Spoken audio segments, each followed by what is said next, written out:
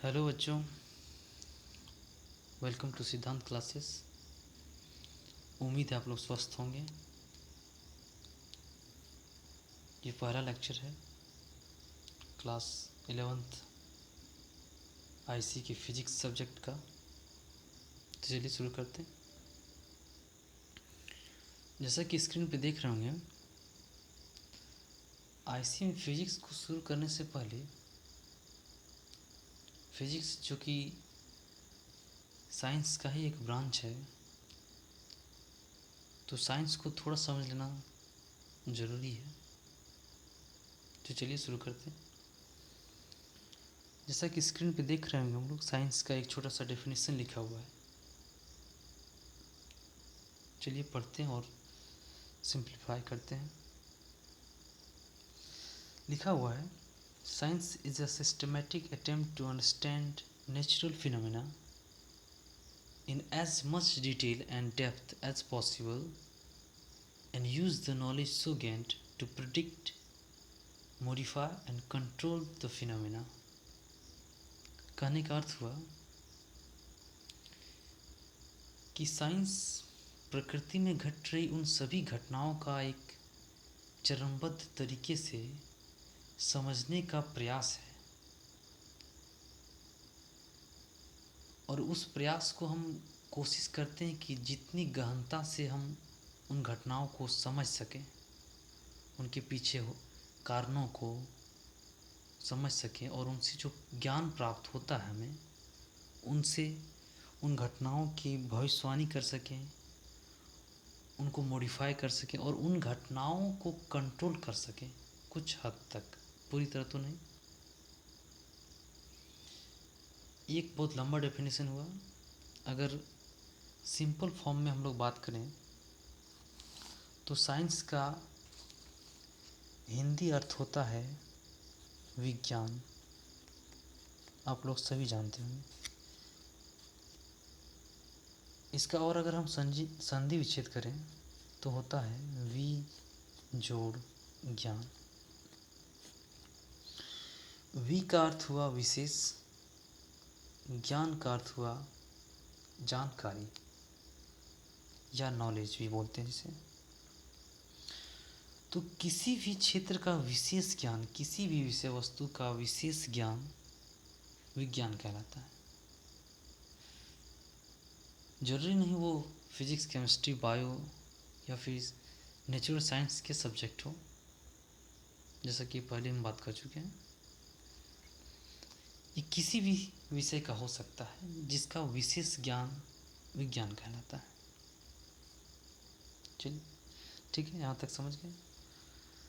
और एक टर्म समझते हैं। साइंस जो वर्ड है वो लैटिन शब्द साइंटिया किससे बना है? साइंटिया।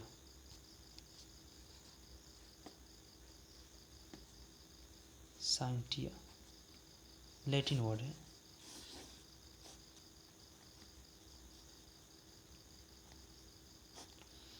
जिसका अर्थ होता है Latin word, Latin language to no,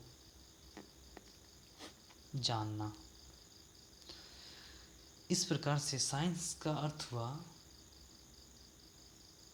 to know something special in a something special way. Okay, उम्मीद है यहाँ तक क्लियर होगा। अब समझते हैं ये साइंस आया कैसे। देखिए, जो हमारे आदि मानव थे, जो हमारे पूर्वज, जब साइंस इतना डेवलप नहीं था, मानव सभ्यता बिल्कुल अपने प्रारंभ चरण में थी। आदि मानव जो थे वो प्रकृति में हो रही हर घटनाओं को लेकर आश्चर्यचकित होते थे। रात हुई तो वे आश्चर्य में पड़ जाते थे, रात के बाद सवेरा हुआ, उनमें भी आश्चर्य, ये कैसे हो गया। नदी देखा तो जल को लेकर आश्चर्य हो जाते थे, ये क्या है। रात में आसमान में चांद निकला तो उसको लेकर आश्चर्य था कि ये क्या चीज़ है। तो विभिन्न बहुत सी घटनाएं ऐसी, आंधी तूफान, पानी, वर्षा होना, बाढ़ आना, सूखा, इन सभी घटनाओं को लेकर बहुत आश्चर्यचकित हुए। और वे तब तक मनुष्य का मस्तिष्क इतना विकसित नहीं था कि इसके पीछे के कारणों को जान सके। तो उन्होंने हर एक के पीछे कुछ किसी दैविक शक्ति या दैविक कारण का अनुमान लगाया एक तरह से। जैसे जल को देखकर इसके पीछे के कारण को जल देवता नाम दिया कि जल देवता के की देन ये जल है। आकाश के लिए आकाश देवता का नाम दिया उन्होंने। हर एक चीज़ जिससे वे आश्चर्यचकित हुए, जिसके पीछे के कारणों को नहीं समझ पाए, उनके पीछे उन्होंने एक कोई दैविक कारण बताया। और ऐसा सिर्फ हिंदू धर्म मान्यताओं में नहीं है, ये हर धर्म में ऐसी बात कही गई है। क्योंकि मानव सभ्यता तब शुरुआती चरण में था, लेकिन जैसे जैसे मनुष्य का दिमाग विकसित होता गया, उसकी वो जिज्ञासु होता गया। वो हर एक घटना के पीछे हो रहे कारणों को समझना चाहा। तब से मनुष्य ने सोचना शुरू किया और हर घट रही घटनाओं के पीछे के कारणों का पता लगाया, उसे एक चरणबद्ध तरीके से उसका अध्ययन किया, ऑब्जर्व किया उस घटना को, और उसे एक नियम के दायरे में लाया, उस पर लॉज लिखे। और आज हम उन्हीं घटनाओं, उन्हीं नियमों को साइंस कहते हैं, साइंस के तौर पे पढ़ते हैं, उनका अध्ययन करते हैं। इसे एक छोटे से एग्जाम्पल से समझते हैं। आप लोग सभी जानते हैं न्यूटन द्वारा न्यूटन्स लॉ ऑफ ग्रेविटेशन, है ना। कहने का अर्थ ये है कि न्यूटन ने जब लॉ ऑफ ग्रेविटेशन की खोज की, ऐसा नहीं कि सेब उसके बाद ही पेड़ से नीचे गिरने लगे। जब न्यूटन्स लॉ ऑफ ग्रेविटेशन की खोज नहीं हुई थी, उससे पहले भी सेब पेड़ से नीचे ही गिरते होंगे, ऊपर नहीं जाते होंगे या दाएं बाएं नहीं भागते होंगे, सीधा नीचे ही गिरते होंगे। कहने का अर्थ क्या हुआ कि साइंस के नियम या साइंस का अध्ययन हमें प्रकृति में हो रही घटनाओं के कारणों और उन्हें समझने का एक अध्ययन है। ठीक है, यहाँ तक समझ गए हम। अब साइंस से हम लोग आगे बढ़ते हैं, चलते हैं फिजिक्स पर। अब धीरे धीरे इसका विकास होता गया, विभिन्न ब्रांचों में बटा, विभिन्न सेक्टर में बांटते गए ज्ञान को, जहाँ से फिजिक्स, केमिस्ट्री, बायो का जन्म हुआ, और भी बहुत सारे सेक्टर बने। लेकिन हम उतना डाइवर्ट नहीं होंगे और सीधा फिजिक्स पे आएंगे। तो चलिए फिजिक्स को देखते हैं। फिजिक्स स्क्रीन पे देख रहे होंगे, कुछ डेफिनेशंस लिखे हुए हैं, शॉर्ट डेफिनेशन, आप समझ सकते हैं और हम उन्हें और सिंप्लीफाई करेंगे। पहला डेफिनेशन है फिजिक्स का, the study of nature and natural phenomena. कुछ वही है जो साइंस का डेफिनेशन हम लोग पढ़े। Actually physics is the study of nature and it's phenomena. कहने का अर्थ क्या हुआ कि फिजिक्स प्रकृति और इसमें घटित हो रही विभिन्न घटनाओं का अध्ययन है। बहुत अच्छी बात है।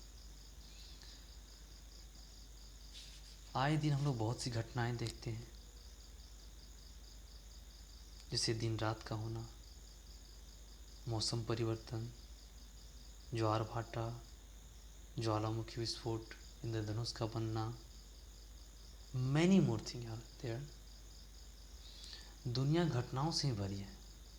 दिन ब दिन हम लोग हर पल हर कुछ न कुछ घट रही घटनाओं को देखते हैं। तो उन्हीं घटनाओं का अध्ययन फिजिक्स है। चलिए नेक्स्ट डेफिनेशन देखते हैं। इसको और सिंप्लीफाई फॉर्म में कर सकते हैं कि physics is the study of nature and it's law. बहुत क्लियर हुआ कि प्रकृति और उसमें घट रही घटनाएं किन नियमों को फॉलो करके घट रही हैं, उसका अध्ययन लोग फिजिक्स में करते हैं। सही बात है। नेक्स्ट डेफिनेशन देखते हैं। The branch of science that concern with nature and properties of matter and energy. उसी बात को थोड़ा और इलेबोरेट करके लिखा गया है। एक दो टर्म आया होगा, मैटर एंड एनर्जी, उसे भी समझेंगे हम लोग। यानी कि साइंस की वह शाखा जो नेचर और मैटर एंड एनर्जी के प्रॉपर्टी को लेकर बात करें, वो फिजिक्स है। अब मैटर क्या है? मैटर का सिंपल डेफिनेशन है कि anything else that have mass and occupied space is called matter. यानी कि सॉलिड लिक्विड गैस मैटर हुए। एनर्जी आप लोग जानते होंगे, energy anything that has capacity to work is energy. Okay, आगे चैप्टर में आएंगे ये सब, अलग अलग चैप्टर में हम इसके से डिटेल में पढ़ेंगे। आगे हम लोग फिजिक्स का डेफिनेशन देखते हैं। अगला डेफिनेशन है the science that deal with matter, energy, motion and force. उसी चीज़ को थोड़ा और इलेबोरेट किया गया कि साइंस, ऐसा साइंस जो matter, energy, motion and force को लेकर डील करे, वो फिजिक्स है। दो टर्म और नया आया, मोशन एंड फोर्स, आप लोग समझते होंगे। इनका हम लोग विभिन्न चैप्टर में और डिटेल से समझेंगे।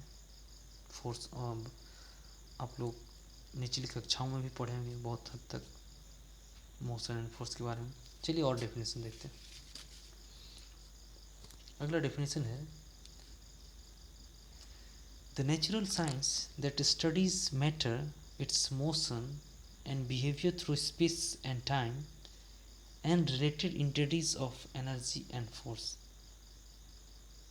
कहने का अर्थ क्या हुआ कि प्राकृतिक विज्ञान की वह शाखा जो मैटर, इसकी गति, स्पेस एंड टाइम में इसके वर्ताव और इससे उत्पन्न हो रही एनर्जी एंड फोर्स के बीच के अध्ययन को फिजिक्स कहते हैं। ये काफ़ी लेंथी डेफिनेशन हुआ, इसमें शायद सारे टर्म आ गए होंगे जिसको लेकर फिजिक्स बात करेगा पूरे सिलेबस में, such as matter, motion, space, time, energy and force.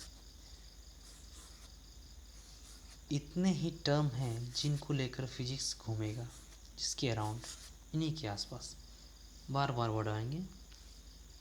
चलिए नेक्स्ट डेफिनेशन देखते हैं। कहता है the scientific study of matter, energy, space and time end of the relation between them. वही बात हुई थोड़ी सिंपल भाषा में कि matter, energy, space and time का अध्ययन और इनके बीच के संबंधों का अध्ययन फिजिक्स कहलाता है। क्लियर? अब ये इंडिविजुअली क्या क्या हैं वो हम लोग चैप्टरों में पढ़ेंगे, ठीक है। नेक्स्ट डेफिनेशन है physics is one of the most fundamental scientific discipline and its main goal is to understand how universe behave. उम्मीद है क्लियर होगा। हिंदी ट्रांसलेट करने की ज़रूरत नहीं पड़ेगी।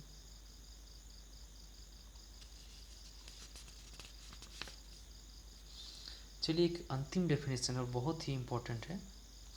Physics is the science of measurement. कहने का अर्थ क्या हुआ कि फिजिक्स मापने का विज्ञान है। यानी फिजिक्स में हम लोग किसी भी चीज़ को मापते हैं। फोर्स तो कितना फोर्स, वेलोसिटी तो कितना वेलोसिटी, हाइट तो कितना हाइट, एंगल तो कितना एंगल, डिस्टेंस तो कितना डिस्टेंस, एनर्जी तो कितना एनर्जी। इन सभी चीज़ों का क्या करते हैं हम लोग, मेजरमेंट करते हैं साइंटिफिक तरीके से। तो वही है कि physics is the science of measurement.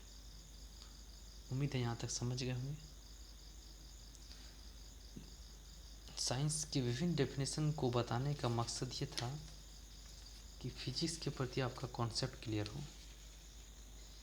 Overall हम लोग समझ गए कि फिजिक्स नेचर और इसमें घटित हो रही विभिन्न घटनाओं का अध्ययन करता है और हमें उन घटनाओं के पीछे के कारणों से अवगत कराता है तथा वो घटनाएं किन नियमों के तहत हो रही हैं उससे हम लोग परिचित होते हैं और उन घटनाओं के पीछे के तर्क को हम लोग समझ पाते हैं, जिससे हम अपने किसी भी अंधविश्वास को चुनौती दे सकें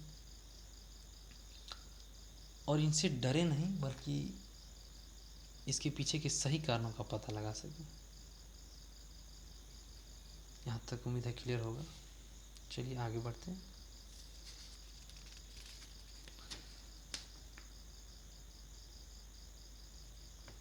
फिजिक्स इतना बताने का एक मोटो ये था कि फिजिक्स के प्रति आप में इंटरेस्ट पैदा किया जा सके, इंटरेस्ट जगे कि कितना इम्पोर्टेंट फिजिक्स का अध्ययन होता है। ठीक है, आगे बहुत ज़रूरी स्क्रीन पे देख रहे होंगे कि क्लास 11th का फिजिक्स का सिलेबस दिख रहा होगा। हम चाहेंगे आप नोट कर लें पोस्ट करके। आप फिजिक्स की डेफिनेशन भी कोई एक नोट कर सकते हैं पोस्ट करके, कोई क्या 2-3 जो आपको अच्छा लगे, जो आप बेहतर तरीके से एग्ज़ाम में या समझ गए हों, आपको मोस्ट प्रिपेयर्ड लगे। लेकिन एक लाइन में डिफाइन करना हो फिजिक्स को तो आप ये कहेंगे कि physics is the study of nature and it's phenomena, simple way में। ठीक है, चलिए आगे बढ़ते हैं। सिलेबस ध्यान में देखते हैं। बेसिकली क्लास 11th फिजिक्स के सिलेबस को 15 चैप्टर्स में बांटा गया है, जो आप देखेंगे फर्स्ट पेज में 7 है, 7 चैप्टर्स। नेक्स्ट 8 चैप्टर नीचे है। चलिए एक एक करके हम लोग पढ़ेंगे एक एक लेक्चर में। और जैसे फर्स्ट चैप्टर 1 में है फिजिकल वर्ल्ड के बारे में पढ़ेंगे। सेकेंड चैप्टर में यूनिट एंड मेजरमेंट। आगे हम लोग जब इसमें जाएंगे तो इसमें भी बहुत सारे सब टॉपिक निकल कर आएंगे, उसे हम देखेंगे। चैप्टर 3 है मोशन इन स्ट्रेट लाइन, सरल रेखा में गति, हिंदी। चैप्टर 4 है मोशन इन प्लेन, एक प्लेन में मोशन, समतल सरफेस पे मोशन, प्लेन मतलब एरोप्लेन नहीं। चैप्टर 5 लॉज ऑफ मोशन, जिसमें न्यूटन्स लॉ ऑफ मोशन आएगा और भी मोशन आएंगे, फ्रिक्शन आएगा, बहुत सारी चीज़ें आएंगी। चैप्टर 6 है वर्क एनर्जी एंड पावर, थोड़ा बहुत परिचित होंगे आप क्लास 9th में। ये भी आप 9th में बेसिकली पढ़ चुके हैं। Most of the thing here you all have seen in class 9th, only we here elaborate them, बस। ठीक है ना। 7th है system of particles and rotation motion. हम इससे ज़्यादा इलेबोरेट नहीं करते हैं, बाकी जब चैप्टर हम लोग पढ़ेंगे तो मैं इसे डिटेल में पढ़ेंगे। यहाँ आप सिलेबस ज़रूर नोट कर लें।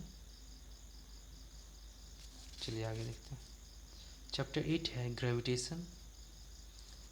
आप 9th में बुक भी पढ़े होंगे, हम उसे और अच्छे तरीके से यहाँ पढ़ेंगे, थोड़ा डिटेल में, थोड़ा और डिटेल में, ठीक है। चैप्टर 9 है mechanical properties of matter. Chapter 10 है मैकेनिकल प्रॉपर्टीज़ ऑफ फ्लूइड्स।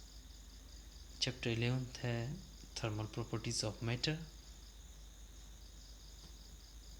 इन सबको डिटेल ना करते हुए जब हम चैप्टर पढ़ेंगे तब इन्हें हम डिटेल करेंगे, अभी आप समझ भी नहीं पाएंगे, ये आपके लिए बिल्कुल नया है। चैप्टर में इसे अच्छे से समझेंगे। चैप्टर 12 है थर्मोडायनेमिक्स, ये भी आपके लिए नया है। चैप्टर 13 है काइनेटिक थ्योरी, ये भी आपके लिए पूरी तरह से नया है।